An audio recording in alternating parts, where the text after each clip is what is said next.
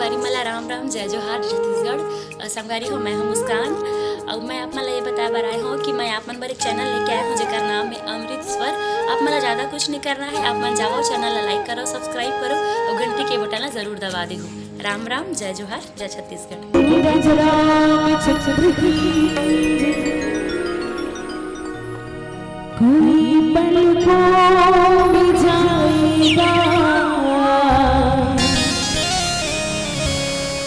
कोई कांटों में जाएगा,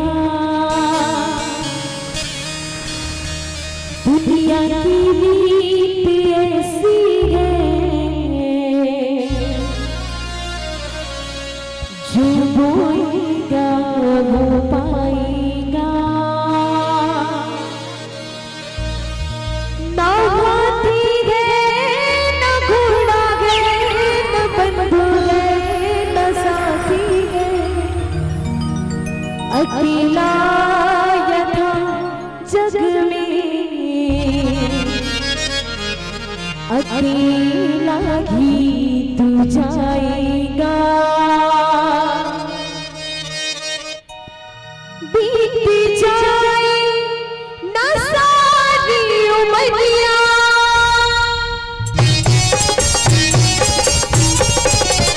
बीत जाए ना सारी उमरिया, बीत जाए ना सारी उमरिया भैया, तुमसे ही नाम मांगा बदना बता।